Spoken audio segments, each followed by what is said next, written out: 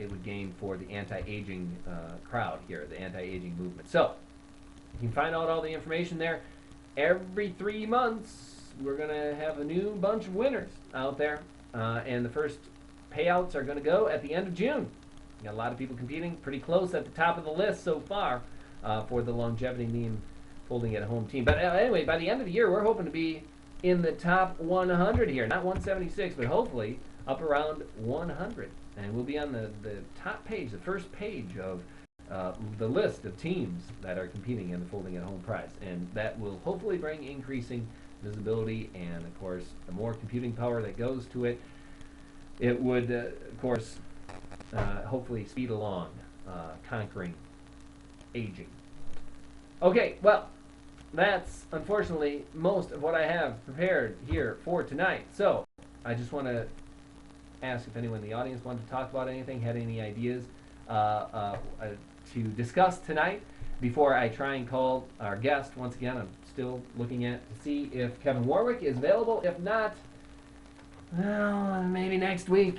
Maybe next week we can get him in here. It was kind of a hard issue to get him scheduled because a couple weeks ago he was available apparently, but then we had severe weather at the studio here that could have knocked out the power, or I also, my day job, I also have to monitor severe weather, so it was kind of an odd situation. Couldn't go forward with the program. But let me just take a second here to see if I can see if he's available now. I'm going to give him another call.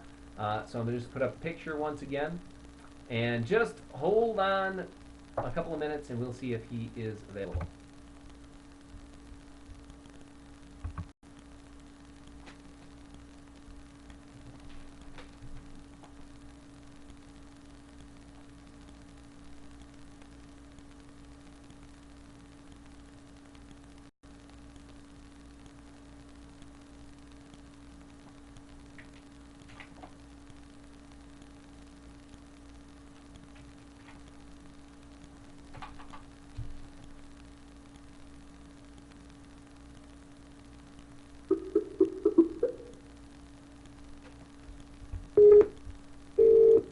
Okay, tell you what, he is not available right now. So I think it's a scratch for tonight for Kevin Warwick. So we got to think on our feet here, and perhaps we can find something else interesting. One thing, I see Richard is in the Ustream chat tonight. So I was wondering, perhaps Richard would like to give us a little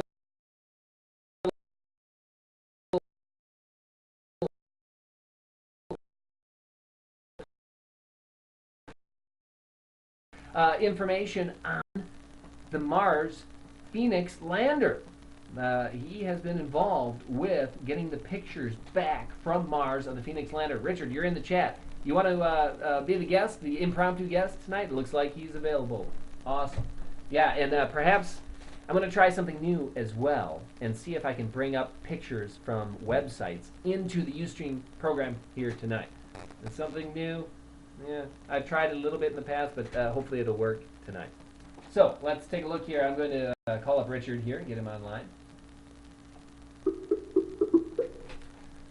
All right. Dialing. That's kind of loud, isn't it? Hello.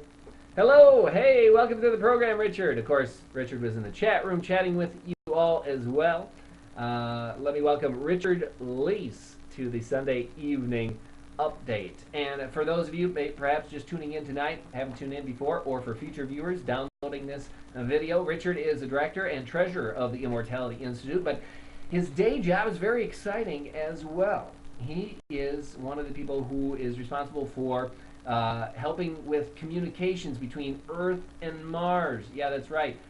I mean, it's not like interstellar telephone calls. No. He works with the MRO, the Mars Reconnaissance Orbiter, and that has been instrumental in keeping track of the success of the Phoenix lander. Perhaps many of you have heard about it, and Richard has put a little link in there for you guys to take a look at, those of you who are tuning in here. And I just wanted to talk a little bit about it because one of my favorite topics is space exploration as well. And so far, everything seems to be going pretty swimmingly for the Phoenix lander. Now, Richard, I know this weekend they were thinking about doing their first real dig and analysis. The Phoenix lander, as a robotic arm, it's going to dig into the soil and they're going to do analysis, see if they can come up with any organic material out of the soil, an indication there might have been past life there on Mars. Richard, why don't you give us a little update on that?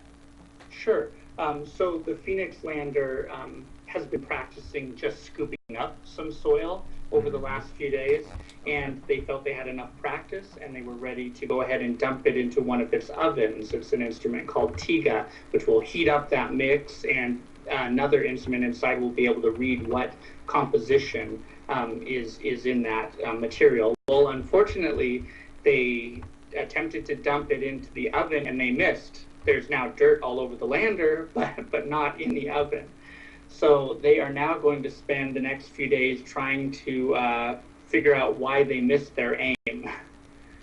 Oh, okay. So they over the weekend, the last couple of days, they tried to dump some soil into their tester, right? And then it didn't work. Exactly. And now, but did it ruin any of the? Don't they have several different compartments or something like that, where they're they have several different ones where they can dump soil into? Yes, that's correct. And it doesn't look like they actually ruined anything. Okay. What is supposed to happen is when they dump the soil in, of course they can image right in their little hand there, their little scoop.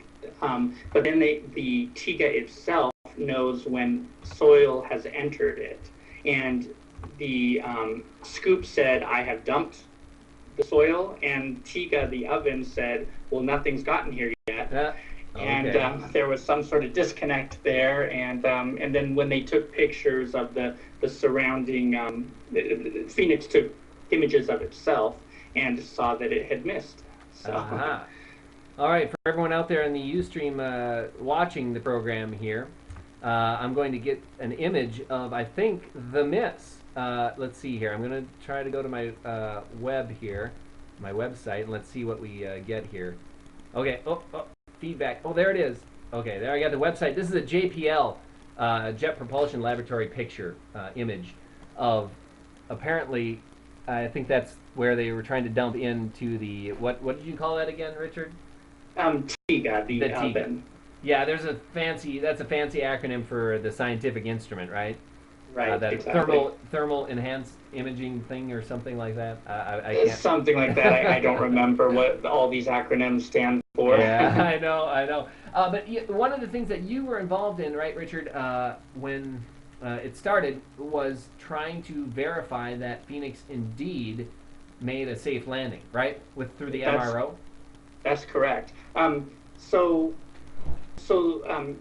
We have three or more orbiters currently in orbit around Mars, and so you would think that the geometry would be just right to try to monitor when Phoenix itself was coming in.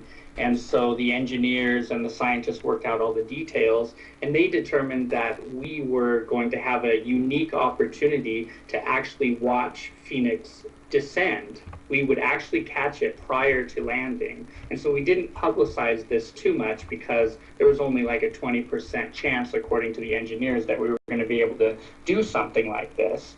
So that Sunday night, May 25th, the high rise itself is one of the cameras on board MRO, and it was commanded to try to take an image of the parachute deploying. Sure. and the lander descending towards the surface.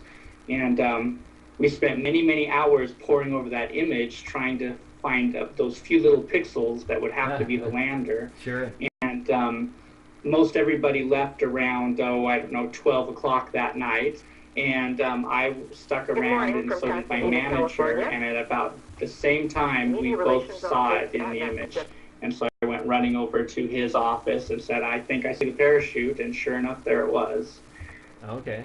Wow. And so that is a planetary science first. So we returned the very first image ever of another spacecraft landing on another planet. Good morning, So Pasadena, I was going to go California. ahead and bring up a link here and put Okay. that into the chat box. Sure.